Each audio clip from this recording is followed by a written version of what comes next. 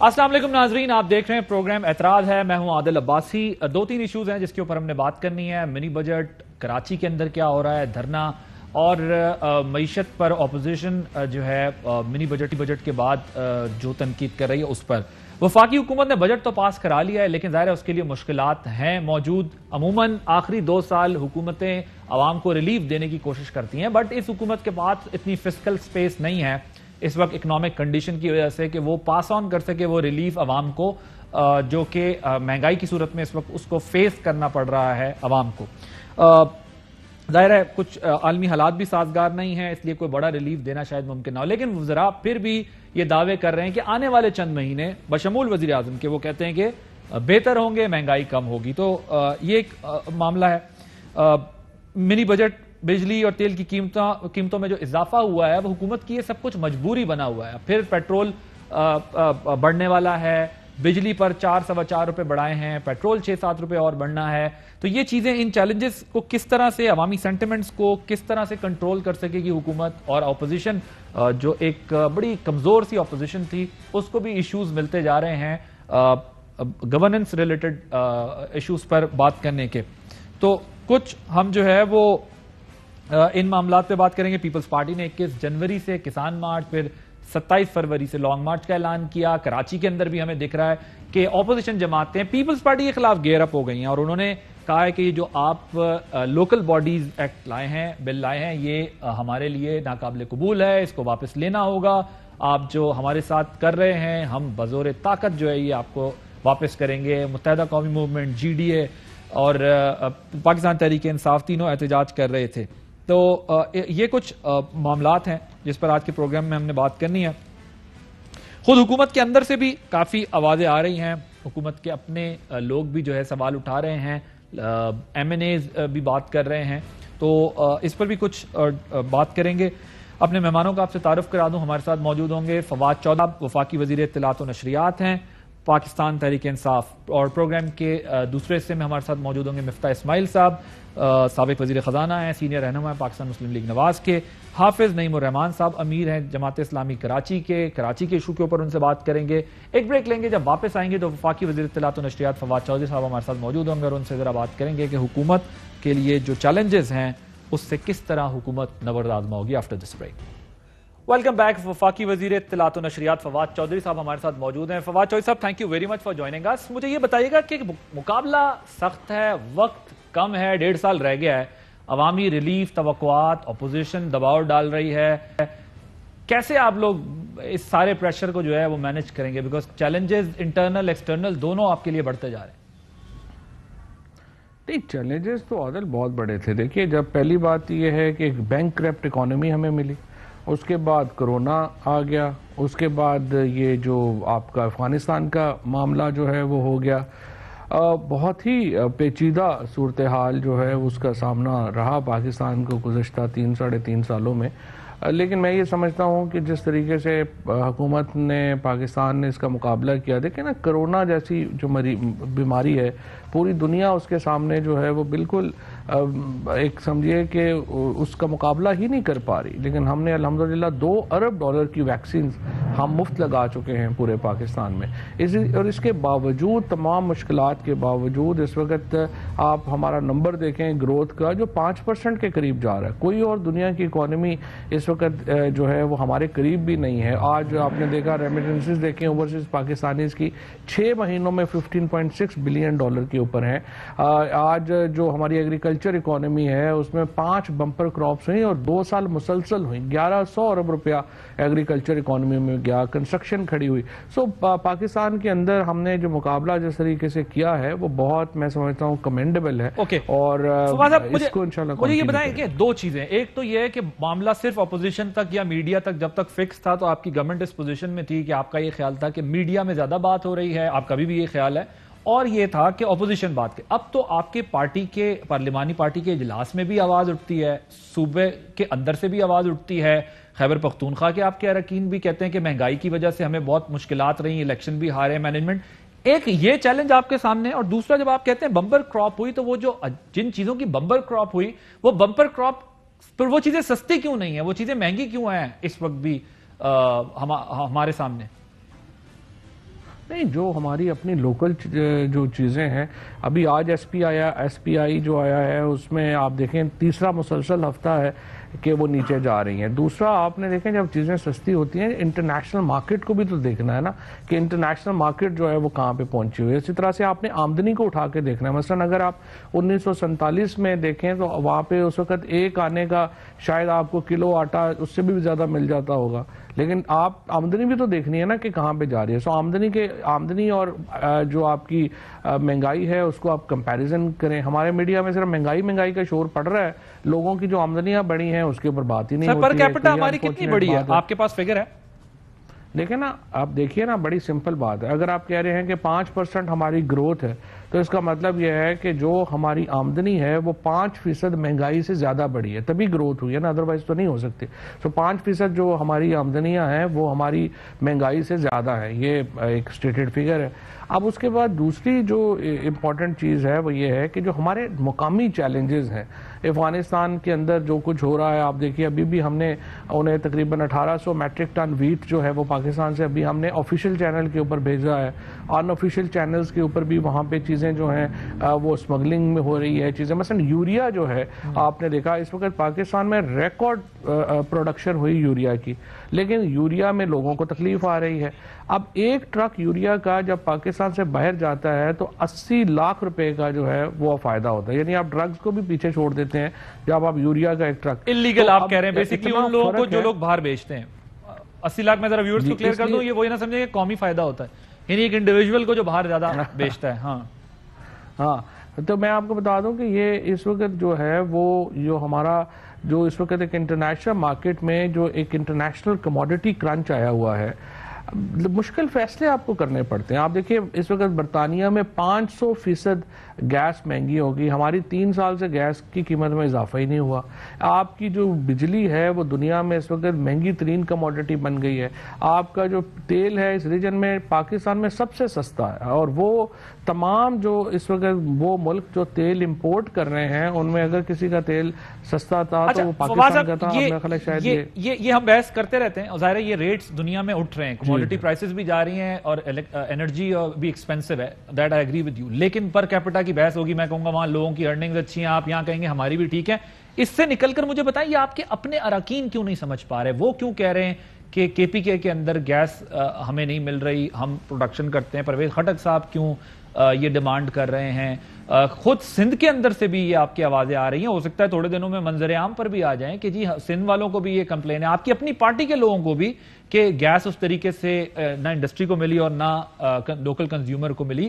یہ آپ کی پارٹی میں، اور پھر اپنا نور عالم خان تو یہاں تک کہہ رہے ہیں کہ نظر رکھیں ای سی ایل پہ ڈالیں کچھ وزراء کے نام جو دو فرسٹ اور سیکنڈ ڈرا میں بیٹھتے ہیں، ای سی ایل میں ڈالیں، کل یہی ذمہ دار ہوں گے، ان کو یہاں پر جو ہے وہ روکنا پڑے گا ورنہ افراتفری کے ذمہ دار یہی لوگ ہیں. یہ تو اپوزیشن نے بھی نہیں کہا کہ ای سی ایل میں نام ڈالیں. دو طرح کے لوگ ہیں. ایک وہ لوگ ہیں جو جینوئنلی جن کو انفارمیشن جو ہے وہ نہیں ہے، اور میرے خیال میں انہیں یہ چاہیے کہ وہ شوکت ترین صاحب کے ساتھ، حماد اظہر صاحب کے ساتھ بیٹھ کے سمجھیں کہ ہمارے مسائل کیا ہیں اور ہم ان سے نکلنا کیسے چاہتے ہیں. ایک وہ ہیں جن کا خیال ہے کہ ہم لہو لگا کے شہیدوں میں شامل ہو جائیں اور کسی اگلے الیکشن میں ہم جو ہے وہ نکل جائیں کسی اور طریقے سے. میرا تو ان کو مشورہ ہے کہ وہ کل کے بجائے آج ہی ریزائن کر کے اپنا الیکشن. آپ نور عالم خان صاحب کی بات کر رہے ہیں؟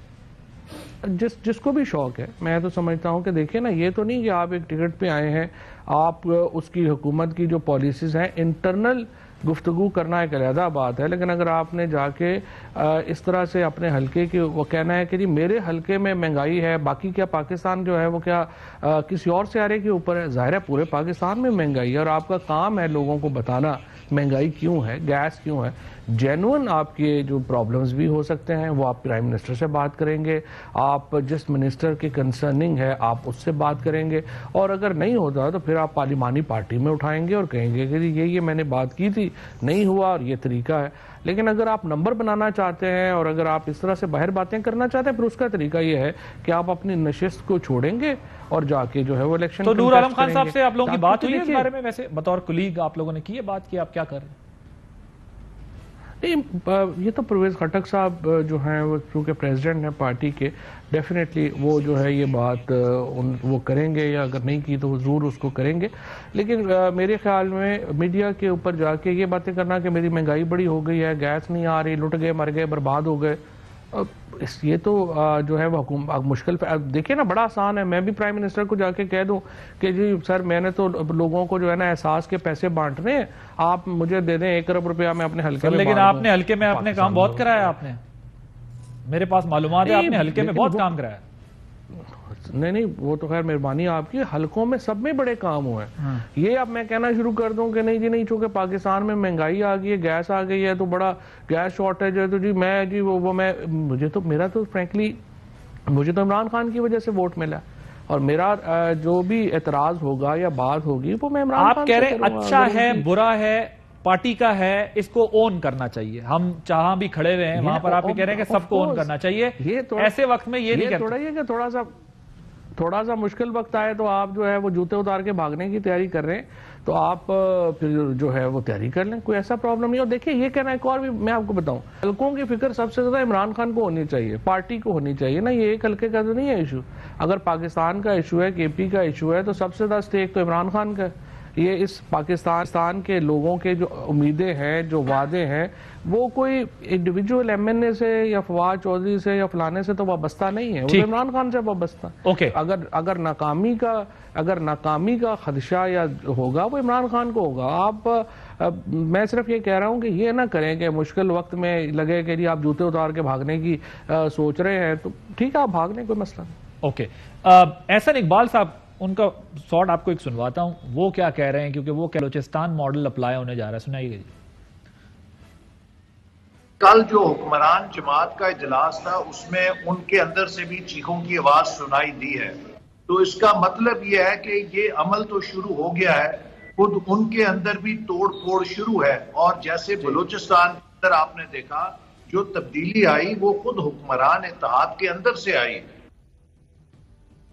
فواد صاحب وہ کہتے ہیں کہ حکمران اتحاد کے اندر سے جس طرح بلوچستان میں تبدیلی آئی یہاں بھی آئے گی. آپ کے لوگ جو بات کر رہے ہیں آپ اسے کسی اور کانٹیکس میں دیکھ رہے ہیں، وہ تو یہاں تک کہتے ہیں کہ اندر جو ہے وہ کام اسی طرح ہوگا جس طرح بلوچستان میں ہوا.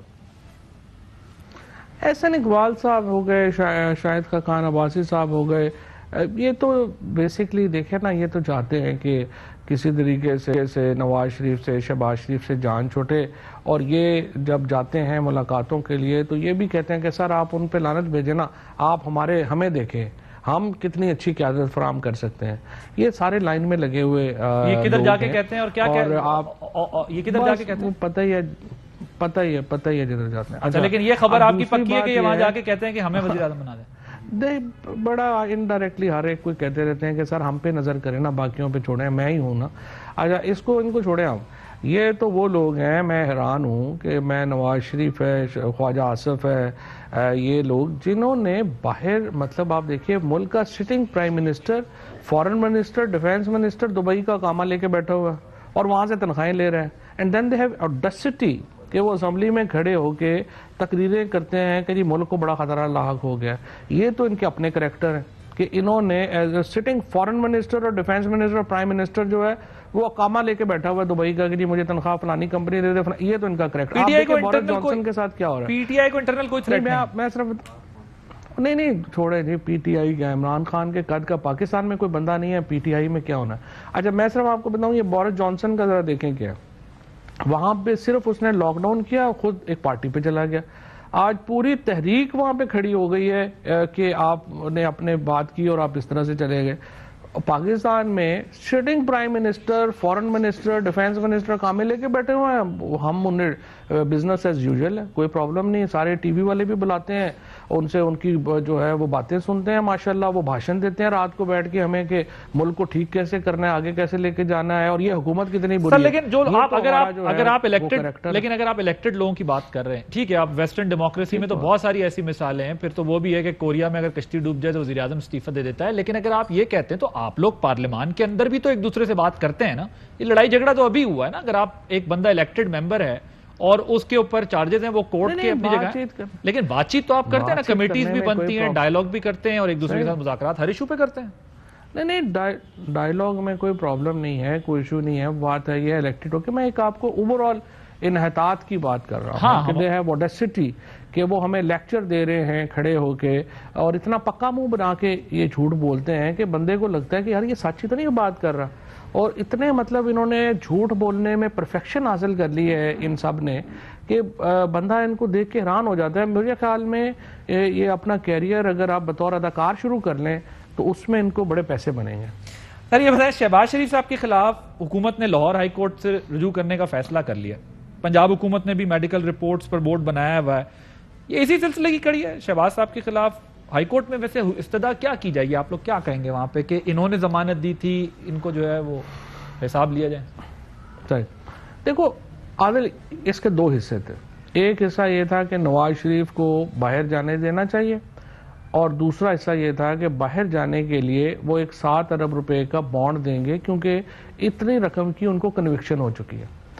اب جب وہ بانڈ کی باری آئی تو وہ عدالت نے کیا کیا کہ شہباز شریف صاحب کی ایک اسٹامپ پیپر کے اوپر جو گارنٹی تھی اس کو قبول کر لیا, کہا کہ یہ کافی ہے, اور انہوں نے نواز شریف کو باہر جانے دیا.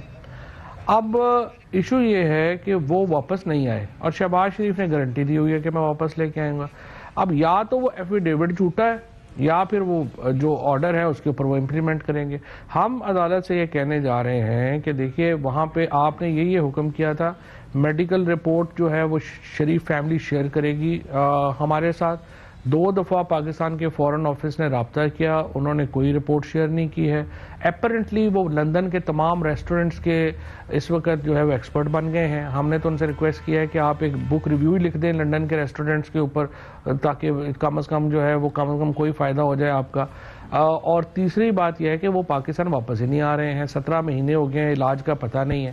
اب ان تینوں باتوں کو اگر مان لیا جائے تو شہباز شریف نے جھوٹ بولا ہے عدالت میں آ کے, اور یا یہ 7 ارب روپیہ دیں جو ہم بانڈ کہہ رہے تھے اور نواز شریف اس میں سزا یافتہ ہیں, یا ان کو جو ہے آپ نواز شریف کو واپس لانے کا کہیں, اور تیسری صورت میں ہی deserves to be disqualified for 5 years under article 63.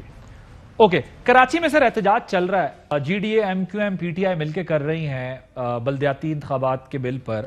مجھے یہ بتائیے گا کہ پیپلز پارٹی نے یہ کہا ہے کہ چونکہ ہم یہ توجہ ہٹانے کے لیے سارا کچھ جو ہے کیا گیا ہے, مہنگائی, بے روزگاری, سعید غنی صاحب نے کہا کہ اس سے توجہ ہٹانے کے لیے کیا گیا, اور یہ وہ تمام لوگ ہیں جو نہ مہنگائی پہ, نہ بے روزگاری پہ, نہ بجلی پانی, کسی چیز پہ بات نہیں کر رہے ہیں تو اس ایشو کو بیس بنا کر وہ کہتے ہیں کہ آپ لوگ یہ توجہ ہٹانے کے لیے کروا رہے ہیں کراچی کے اندر.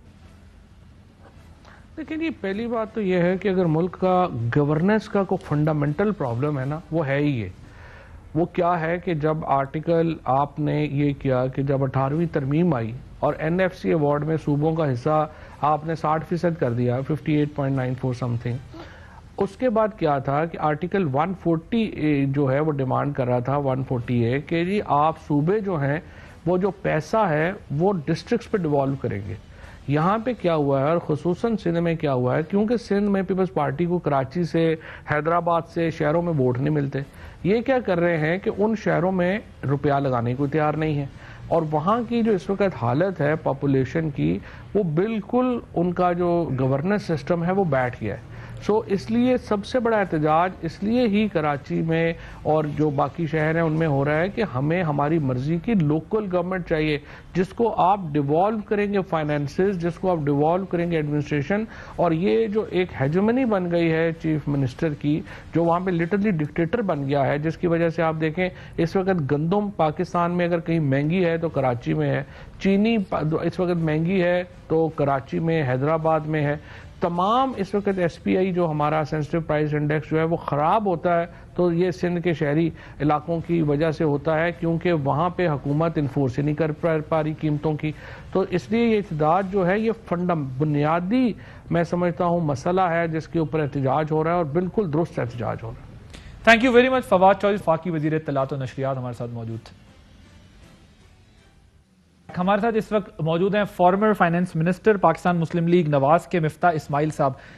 مفتاح صاحب یہ بتائیے گا کہ اپوزیشن کے احتجاج کے باوجود منی بجٹ پاس ہو گیا, حکومت نے کہا تھا ہم کرا لیں گے, یہ اپوزیشن کو اتنی طاقتور نہیں ہے کہ ہمیں روک سکے, ظاہر عددی برتری بھی ہے, یہ بھی ایک فیکٹر ہے. حکومت کے مطابق اس کا مقصد ٹیکس اکٹھا نہیں کرنا بلکہ ان کا خیال ہے کہ معیشت کی ڈاکومنٹیشن کرنی ہے. اور جب بھی آپ ان سے بات کر رہے ہیں اس موضوع پہ تو وہ یہی کہتے ہیں کہ بھائی یہ اکانومی جو ڈاکومنٹڈ نہیں ہے اس لیے اپوزیشن چلا رہی ہے کہ اگر یہ ڈاکومنٹڈ ہو گئی تو کیا ہوگا.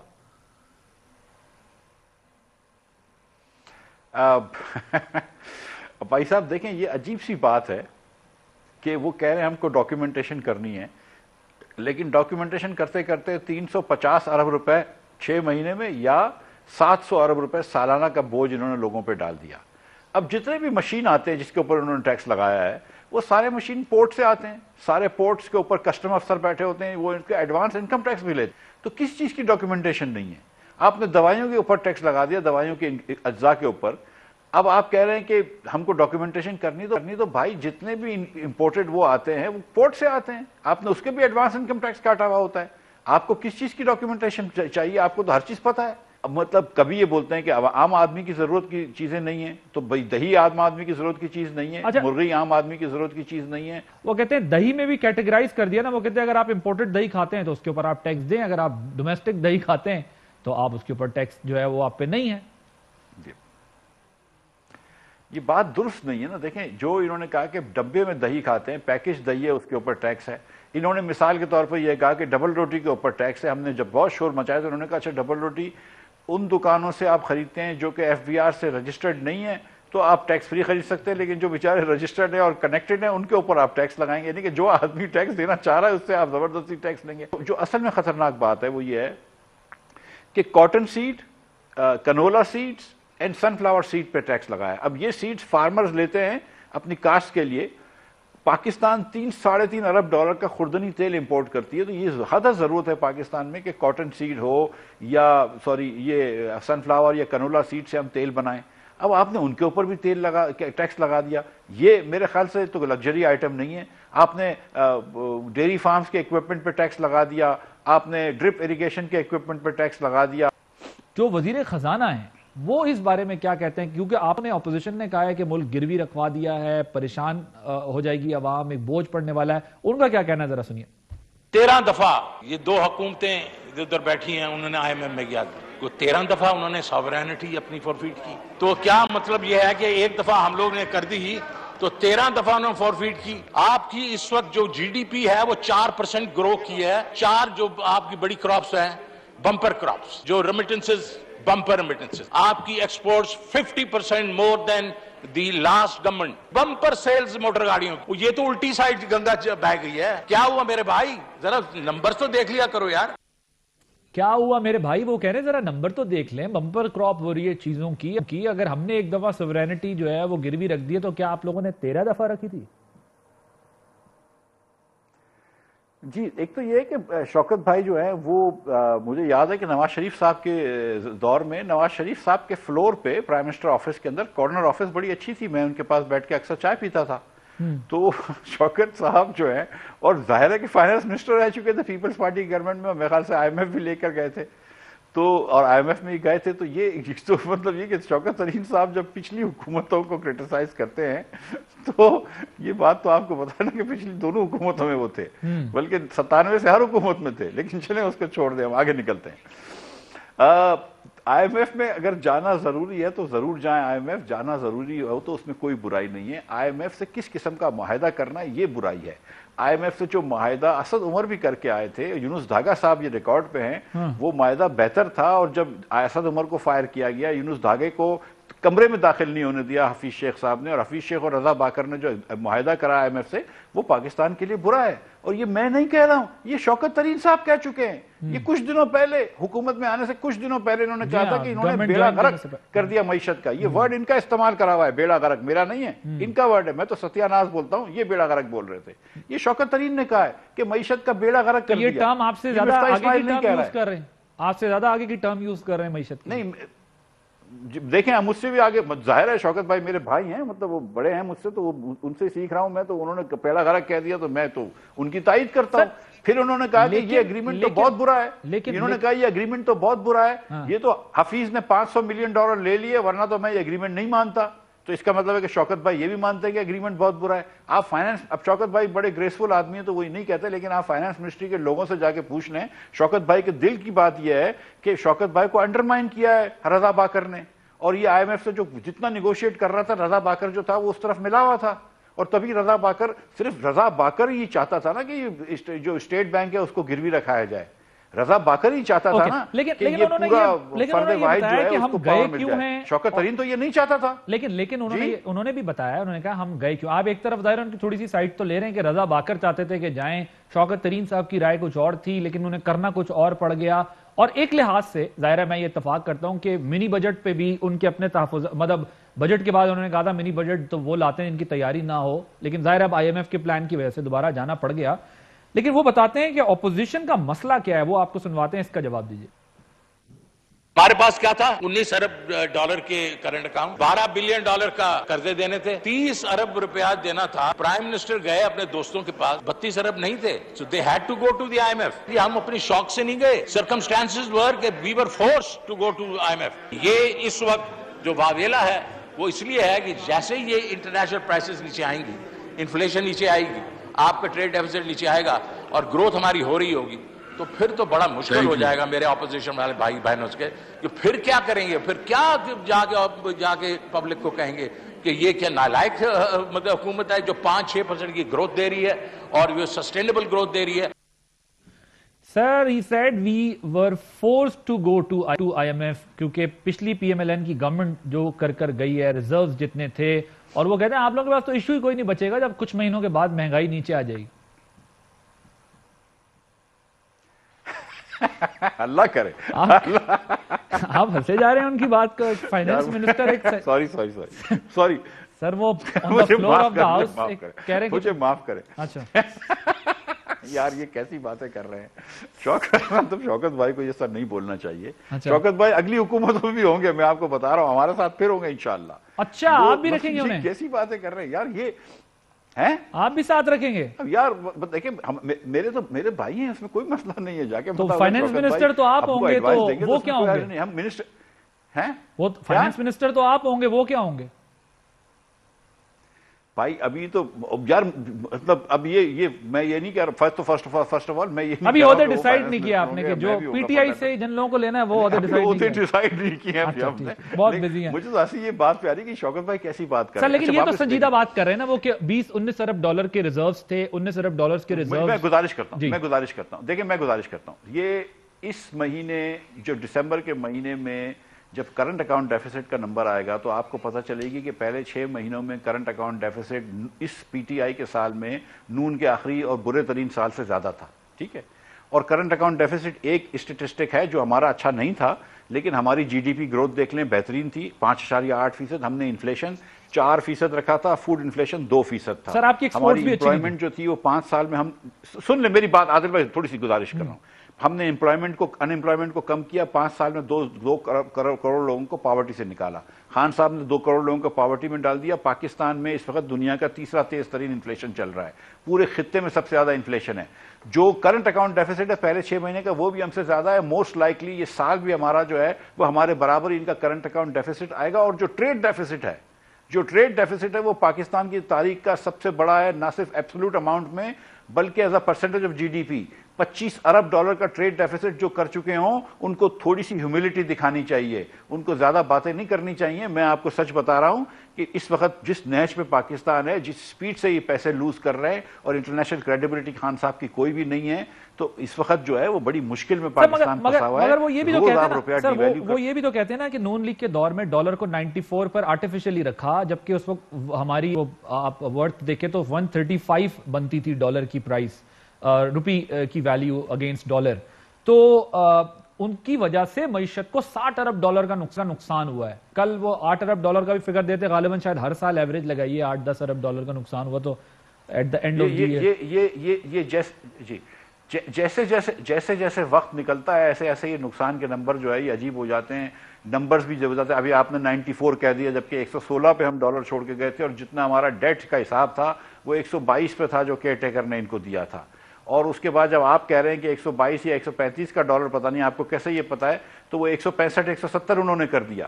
اب میں آپ کو بتاؤں کہ جب 13.5% انفلیشن کا انہوں نے انٹرسٹ ریٹ کرا تھا تو ایک سال کے اندر 1500 ارب روپے کا نقصان تھا، ایک سال میں 1500 ارب روپے کا نقصان ہوا، اور 3 سالوں سے میں نے جو آخری سال تھا میں نے 1499 ارب روپے ڈیٹ سروسنگ دیے، ان کو 3-3 ہزار روپے دینا پڑ رہا ہے کیونکہ انہوں نے انٹرسٹ ریٹ ڈبل کر دیے۔ وہ جو 1500 ارب روپے ہیں اس کے نقصان کا ذمہ دار کون ہے؟ وہ جو ہاٹ منی، اور ہاٹ منی بھی آئی اس انٹرسٹ ریٹ کی وجہ سے ہاٹ منی بھی آئی اور پھر وہ چلی بھی گئی۔ بلکہ ہاٹ منی جو آئی ہے وہ 168 پہ آئی تھی، جو ہاٹ منی کا ڈالر جس نے دیا تھا اس کو 168 ڈالر روپے ملے، اس کے اوپر 13% انٹرسٹ دے کر 152 پہ اس کو ڈالر کر کے دیے، اس کو 6 مہینے میں 25% پروفٹ دیا، اس کی آج تک فورینسک آڈٹ باہر نہیں آئی ہے۔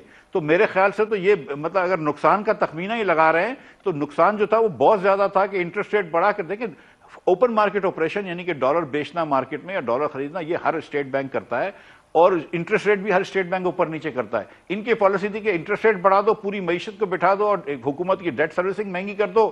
ہم نے تھوڑے عرصے تک ڈالر کو رکھا تھا، آپ مجھے بتائیے کہ کس میں زیادہ نقصان ہے؟ ٹھیک، رائٹ، تھینک یو سو مچ مفتاح اسماعیل صاحب ہمارے موجود تھے۔ آپ پروگرام دیکھ رہے ہیں ناظرین، ایک بریک لیں گے، بریک کے بعد جب واپس آئیں گے تو ڈسکس کریں گے کچھ کراچی کی صورتحال۔ حافظ نعیم الرحمان صاحب ہمارے ساتھ ہوں گے، ان پر بات کریں گے کہ وہ احتجاج، ان کا دھرنا کس حد تک آگے بڑھ چکا ہے۔ ویلکم بیک، حافظ نعیم الرحمان صاحب ہمارے ساتھ موجود ہیں، امیر جماعت اسلامی کراچی۔ 16ویں دن میں دھرنا داخل ہو گیا ہے جماعت اسلامی کا، بلدیاتی جو بل ہے اس کے اوپر تحفظات ہیں اپوزیشن کی تمام جماعتوں کو۔ حافظ نعیم الرحمان صاحب، thank you very much for joining اس۔ مجھے یہ بتائیے گا کہ کہاں تک آپ کا یہ احتجاج آپ سمجھتے ہیں پہنچ چکا ہے، کیونکہ آج تو آپ کے علاوہ 3 اور جماعتوں نے، جی ڈی اے نے، ایم کیو ایم نے اور پی ٹی آئی نے بھی ایک بہت بڑا جو ہے وہ جلسہ کیا ہے اس قانون کے خلاف۔ دیکھیں، جماعت اسلامی نے تو پہلے دن سے اس کو اپوز بھی کیا، تحریک بھی چلائی۔ جماعت اسلامی نے تجاویز دیں، ترمیم جمع کرائی، ہائی کورٹ میں پٹیشن کی، دھرنے دیے شہر میں، کراچی بچاؤ مارچ کیا لاکھوں لوگوں کا ایم اے جناح روڈ پہ، اور پھر 16ویں دن آج ہمارے دھرنا ہے جو ہے وہ اب 17ویں دن میں داخل ہو جائے گا تھوڑی دیر بعد۔ تو ہم تو ایک سیریس ایفرٹ کر رہے ہیں، اور ہماری اس ایفرٹ کے نتیجے میں نہ صرف یہ کہ حکومت پر دباؤ پڑا، عوام کو شعور حاصل ہوا، بلکہ کچھ نہ کچھ جو ہے اثر اس کا اپوزیشن پہ بھی پڑ گیا، اور بالآخر آج انہوں نے احتجاج کر لیا۔ تو ہم یہ سمجھتے ہیں کہ ہماری یہ تحریک بالکل سیریس طریقے سے آگے بڑھ رہی ہے، اور ہم نے یہاں پرامن احتجاجی دھرنا دیا ہے، ہر طرح کے حالات سے گزرے ہیں، بارشوں سے گزرے ہیں، سردی سے گزر رہے ہیں۔ مجھے حافظ صاحب یہ بہت واضح مطالبات ہیں۔ مجھے یہ ہاں میں ایک تو یہ کہ وہ آپ کے مطالبات تو ہمیں پتہ ہے، حکومت کے وفد سے جو آپ کی ملاقات ہوئی تھی وہاں کیا بات چیت ہوئی، وہاں وہ بات کہاں تک کس مرحلے پہ پہنچی ہے؟ کیونکہ پیپلز پارٹی تو جو ہے وہ اس دھرنے کو کوئی اور جو ہے وہ رنگ دے رہی ہے۔ پیپلز پارٹی کا ماننا ہے کہ وفاقی حکومت نے مہنگائی، بے روزگاری، ان چیزوں سے توجہ ہٹانے کے لیے کیا۔ آپ لوگوں کے ساتھ معاملات کہاں تک پہنچے ہیں، بات چیت کہاں تک پہنچی؟ دیکھیں، ہمارا ایشو بہت واضح ہے۔ ہمارا یہ مسئلہ نہیں ہے کہ وفاقی حکومت کیا کر رہی ہے صوبائی، ہمارا مسئلہ یہ ہے کہ میئر کو بااختیار ہونا چاہیے، اس کا ڈائریکٹ الیکشن ہونا چاہیے، کراچی میں یونین کمیٹیاں اسی بنیاد پر ہونی چاہیے جس طرح ادر دن کراچی صوبے میں، یعنی 15 سے 20 ہزار کے ایوریج پر، یہاں 65,000 کے ایوریج پہ کیوں ہے، ہمارا یہ سوال ہے۔ یہاں کے کراچی کے تمام ڈیولپمنٹ کے ادارے کراچی کے میئر کے ماتحت ہونے چاہیے، اور کراچی کے تمام کے ایم سی کے اسکول اور اس کے علاوہ جتنے اسکولوں کے اوپر انہوں نے سندھ حکومت نے قبضہ کر لیا تھا وہ واپس ملنے چاہیے، ہسپتال، ڈسپینسریاں، بیسک ہیلتھ یونٹ سب واپس ہونے چاہیے جو انہوں نے اس قانون میں لے لیے ہیں۔ سیدھی سیدھی ہماری بات ہے۔ اب جہاں تک مذاکرات کی بات ہے تو یہاں پر آئے تھے ناصر شاہ صاحب، دھرنے میں آئے تھے، ان کی پوری ٹیم آئی تھی، اور انہوں نے یہاں کہا کہ آپ دھرنا مؤخر کر دیں، ہم آپ سے بات چیت کرتے ہیں۔ ہم نے ان سے کہا کہ آپ بتائیں، ہم نے آپ کو تفصیل سے تمام مطالبات دیے تھے، تجاویز دی تھیں، اور آپ نے صرف ایک ٹاؤن کا جو لفظ ہے وہ اس میں شامل کیا، باقی آپ نے اگنور کر دیا، اور جو رہے سے اختیارات تھے وہ بھی آپ نے چھین لیے۔ تو ہم آپ سے مذاکرات یقیناً کریں گے، مذاکرات سے ہمیں مسئلہ نہیں ہے، لیکن دھرنا جاری رہے گا اور مذاکرات بھی ہوں گے، وہ اس کے لیے تیار ہو گئے۔ پھر 4-5 دن خاموشی رہی، کل جا کر پھر دوبارہ مذاکرات ہوئے ہیں، تفصیل سے بات چیت ہوئی ہے، اور ہم نے ایک ایک پوائنٹ کے اوپر ان کو کنونس کرنے کی کوشش کی ہے کہ ہم کوئی ناجائز بات نہیں کر رہے، اپنی ذات کے لیے نہیں مانگ رہے، جماعت اسلامی کے لیے نہیں مانگ رہے، ہم اگر آپ کا میئر جیت جائے گا تو آپ کے میئر کو امپاور کرنا چاہتے ہیں، اور یہ دنیا بھر میں ایسا ہوتا ہے، اس میں لاجک ہے۔ مگر وہ انہوں نے یہ بھی کہا، انہوں نے کہا کہ جماعت اسلامی جو ہے وہ ایم کیو ایم کو ریپلیس کرنا چاہتی ہے، جو ایم کیو ایم کرتی تھی ماضی میں، اب جماعت اسلامی چاہتی ہے کہ اس طریقے سے اپنے مطالبات منوائے۔ ظاہر ہے یہ سیاسی بیانات ایک دوسرے کے خلاف دیے جاتے ہیں، سعید غنی صاحب نے کیا بات کی وہ میں آپ کو سنواتا ہوں، اور ساتھ ہی اس کا بھی مجھے جواب دیجیے گا آپ کہ آپ نے اپوزیشن کی دیگر جماعتوں کو آج جوائن کیوں نہیں کیا، آپ لوگ آج ساتھ کیوں نہیں ہیں؟ اگر ایک کمبائنڈ ایفرٹ ہو تو وہ پریشر بلڈ اپ ذرا ڈیفرنٹ طریقے سے ہوتا ہے، الگ الگ کیوں ہے؟ اور سعید غنی صاحب نے کیا کہا سنیے۔ جو جماعتیں صوبہ سندھ میں لوکل گورنمنٹ کے قانون کو بنیاد بنا کے احتجاج کر رہے ہیں، ان میں سے کسی ایک جماعت نے گیس کے بحران پہ، بجلی کے بحران پہ، یوریا کے بحران پہ، چینی کے بحران پہ، گندم کے بحران پہ، LNG کے کرائسس پہ کوئی ایک لفظ ان کے منہ سے نہیں نکلا۔ صرف قوم کی توجہ ہٹانے کے لیے لوکل گورنمنٹ کے قانون کو بنیاد بنا کے یا تماشے لگا رہے ہیں۔ جو بینر جماعت اسلامی نے لگائے، جو بینر MQM نے لگائے، اسپتالوں پر غیر مقامیوں کا قبضہ نامنظور، کراچی شہر پر۔ حافظ صاحب، اچھا، ایک تو یہ جھوٹ بات ہے کہ جماعت اسلامی نے یہ بینر لگائے کہ لوکل پر بغیر، یہ MQM ان کی پارٹنر رہی ہے ہمیشہ، سارے کام مل کر کرتے رہیں۔ یہ اپنے گھر کا جائزہ لیں، سارے کراچی کے خلاف جو اقدامات کیے گئے نا، سارے اداروں پہ قبضہ، MQM ان کی پارٹنر رہی ہے اس وقت۔ تو یہ MQM والی سیاست کا لیبل ہم پر نہ لگا۔ یہاں تو اندرون سندھ سے بھی لوگ آتے ہیں اور یہاں سندھی افراد کی بہت بڑی تعداد اس دھرنے میں شریک ہوتی ہے۔ جب یہ سعید غنی صاحب یا پیپلز پارٹی اپنا جھنڈا لگانے کی بھی کراچی کے بہت سارے 70% آبادیوں میں ہمت نہیں رکھتے تھے نا، وہاں ہم دہشت گردوں کا مقابلہ کرتے تھے۔ آپ کا میڈیا اس بات سے واقف ہے، آپ بھی بہت اچھی طرح جانتے ہیں، جب ان کی آواز نہیں نکلتی تھی تو جماعت اسلامی اس وقت کی دہشت گردی کے خلاف کتنی بات کرتی تھی۔ ہمیں لسانی سیاست کرنی ہوتی تو آج ہم اس طرح سے نہیں ہوتے۔ ہماری بات بالکل واضح ہے، ہم نے مہنگائی کے خلاف بھی آواز اٹھائی ہے، ہم نے آج یہ بات کہی ہے، اس سے پہلے بھی کہی ہے کہ الیکٹرک کے خلاف کس نے آواز بلند کی ہے؟ پیپلز پارٹی نے تو کہ الیکٹرک کو 50 ارب روپے کی کوئی معافی دے دی تھی زرداری صاحب نے 2009 میں۔ یہ کیسی باتیں کر رہے ہیں؟ سر کمبائنڈ اپوزیشن کیوں نہیں ہے؟ لوگوں نے ہم پر گولیاں چلائیں۔ اپوزیشن کمبائنڈ کیوں نہیں ہے؟ PTI GDA اور MQM کے ساتھ آپ کیوں نہیں بیٹھے؟ دیکھیں، مجھے افسوس ہے کہ آپ یہ بات کر رہے ہیں کہ ہم انہیں جوائن کرنا چاہیے تھا۔ نہیں، 16 دن سے یہاں دھرنا دیے بیٹھے۔ میں ذرا کلیئر کر دوں، اس میں آپ کو کہہ رہے ہیں، میری گزارش سن لیں، افسوس کی بات نہیں ہے، میں یہ کہہ رہا ہوں آپ سے، آپ کا دھرنا 16 دن سے جاری ہے، درست جاری ہے، آپ کے مطالبات اپنی جگہ پر درست ہیں، لیکن جب کمبائنڈ ایفرٹ ہوتی ہے، اپوزیشن جب مل کے کسی گورنمنٹ پہ پریشر ڈالتی ہے، اس کے اثرات کچھ اور ہوتے ہیں۔ تو آپ دونوں ایک دوسرے کے ساتھ یا ان تینوں پارٹیوں کے ساتھ آپ کیوں نہیں ملنا چاہتے؟ اس کی وجہ بہت واضح ہے کہ یہ لوگ کراچی کے ساتھ مخلص نہیں ہیں۔ ابھی کچھ عرصے پہلے PTI اور MQM نے مل کر کراچی کی آبادی کاٹ دی اور نوٹیفائی کر دیا جعلی مردم شماری کو۔ کچھ عرصہ پہلے وفاقی کابینہ میں MQM اور PTI نے غیر معینہ مدت کے لیے کوٹا سسٹم میں اضافہ کر دیا، ہمارے پانی کو 1/3 کر دیا، جو K4 650 ملین گیلن بن رہا تھا۔ کہ الیکٹرک کا مافیا اس وقت وفاقی حکومت نے ہم پر مسلط کیا ہے، اس کو گیس مل رہی ہے، ہمیں اور ہمارے چولہوں میں نہیں آ رہی، ہماری صنعتوں کو نہیں مل رہی۔ تو اور بے اعتبارے لوگ ہیں، پریس کلب کا اعلان کیا، فوارہ چوک پہ پہنچ گئے، آپس میں لڑتے جھگڑتے رہتے ہیں، ایک پارٹی کے اندر اتفاق نہیں ہے، ایک ٹیلی فون کی مار ہوتے ہیں، ان پر اعتبار کر کے آپ کیا کر سکتے ہیں؟ اور جتنے دکھ ہیں اس وقت پیپلز پارٹی اور MQM نے مل کر دیے ہیں کراچی کو، اور اب PTI بھی شامل ہے، تو اس لیے یہ ایشو نہیں ہے کہ ہم ملتے ہیں یا نہیں ملتے۔ یہ ابھی بتائیں نا کہ 1.5 مہینے بعد جاگے اور علامتی دھرنا دے کے چلے گئے، اور 27 فروری کا لانگ مارچ اعلان کر کے چلے گئے۔ ارے بھائی، بل ابھی آیا ہوا ہے، عذاب ابھی مسلط ہے، اس کے مطابق الیکشن ہو جائے گا، احتجاج کرنا چاہیے، اس لیے ہم ان کے اوپر نہیں چاہیے، ہم نے کراچی کے عوام کے ساتھ ہیں۔ ایک اعتراض آپ پر یہ بھی ہے کہ وہ کہتے ہیں ایک سیٹ ہے جماعت اسلامی کی اور انہوں نے جو ہے وہ اس پہ ہنگامہ برپا کیا ہوا ہے۔ کیا کیا؟ وہ کہتے ہیں ایک سیٹ ہے جماعت اسلامی کی، ایک سیٹ کے اوپر اتنا شور کیوں ہے؟ بھائی، ایک سیٹ کا مسئلہ ہی نہیں ہے، ہم تو اس میئر کا اختیار کی بات کر رہے ہیں کہ جو میئر جو ہے وہ پیپلز پارٹی کا بھی ہو سکتا ہے، کسی اور پارٹی کا بھی ہو سکتا ہے۔ میں تو اپنے لیے بات نہیں کر رہا، جماعت اسلامی کے لیے نہیں کر رہا، میں تو کہہ رہا ہوں کراچی کا میئر بااختیار ہونا چاہیے، اور ایک سیٹ ہو، 100 سیٹیں مل کر بیڑا غرق کریں، سندھ بھر کا بیڑا غرق کر دیں، تعلیم تباہ کر دیں، ہسپتال تباہ کر دیں، اداروں پہ قبضہ کر لیں، کرپشن حافظ نعیم صاحب، اگر آپ کے مطالبات پیپلز پارٹی نہیں سنتی تو آپ کا یہ دھرنا کیا مطلب کس سٹیج تک جائیں گے، کیا کریں گے؟ دھرنا تو مرکز یہاں موجود ہے، جاری ہے، کل شارع فیصل پر انشاءاللہ سری سر ہوں گے، بند ہو جائے گی۔ اس کے بعد خواتین کا بہت بڑا دھرنا ہم پلان کر رہے ہیں، یہ دھرنا یہاں پر رہے گا، آج بھی ریلیاں نکلی ہوئی ہیں، یہ مرکز بن رہا ہے، اور ان کو اندازہ نہیں ہے کہ اس وقت کراچی میں یہ دھرنا کتنی مرکزیت حاصل کر گیا ہے۔ مجھے افسوس بات میڈیا کے اوپر ہے جس نے اس کو یہ مقام نہیں دیا۔ آج کے ایک مظاہرے پہ ظاہر سب کو شو سوجے، لیکن مین اسٹریم میڈیا اور مین اسٹریم شوز کو جو مقام سردی میں مرتے ہوئے ठिठुरते हुए लोगों ने जिस तरह कराची का मुकदमा लड़ा है, उसका वो मुकाम नहीं दिया। मैं एहतजाज करता हूं। आप इस वक्त जब मुझसे बात कर रहे हैं, आपको मैं भरपूर सेगमेंट का एक टाइम भी दे रहा हूं, आपके इस वक्त टीवी पे टिकर्स भी चल रहे हैं और आपके मुतालबात और एहतजाज भरपूर तरीके से दे रहे हैं ना। कहां है बड़े बड़े एंकर जो छोटी छोटी चीजों को? सर, सारे एंकर्स की गारंटी तो मैं आपको नहीं दे सकता, लेकिन मैं ये कह रहा हूं कि main stream media, ARY main stream है, आपको पूरा टाइम दे रहा हूं मैं, और आप बात भी कर रहे हैं अपनी उसके ऊपर, और जो है वो यकीनी तौर पर। आदिल, मैं भी जानता हूं, आपकी मजबूरियां भी जानता हूं। सीधी बात यह है कि मैं दुखी हूं कि जमात इस्लामी ने इस वक्त हक अदा किया है, पूरे मुल्क की तर्जुमानी की है। नहीं, एक मिनट हाफिज साहब, एक से मैंने पूरा मौका दिया, लेकिन मेरी कोई मजबूरी नहीं है। करते रहे, वो हमें कवर नहीं किया जा रहा। हाँ, नहीं, मैं करता, इस पे एहतजाज करने का हक रखता हूं। नहीं, आप बेशक एहतजाज करें, लेकिन मेरी कोई मजबूरी या हमारी कोई इस वक्त मजबूरी नहीं है। ये भरपूर एहतजाज आपका, इसको कवर करने के लिए ये सेगमेंट मैं कर रहा हूं, आपसे बात कर रहा हूं, और मुझे कोई अल्लाह का शुक्र है ना मजबूरी है, ना कोई मजबूरी पे जो है वो मुझे कन्विंस कर सकता। लेकिन आप जानते हैं माजी में भी मैं कराची के इश्यूज के ऊपर बात करता रहा हूं।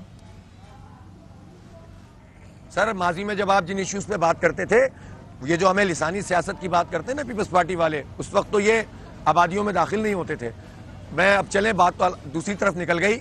मैं सीधी बात करता हूं कि हम ना अपनी पार्टी के लिए बात कर रहे हैं, ना अपनी जात के लिए बात कर रहे हैं, हम अपने मुस्तकबिल की बात कर रहे हैं। ये कैसा शहर है जिसकी ट्रांसपोर्ट कोई नहीं चलती, जिसको खैरात देते हो, जो पूरे मुल्क की मैशत चलाता है, उसको खैरात में 80% देती है वफाक। Okay, thank you so.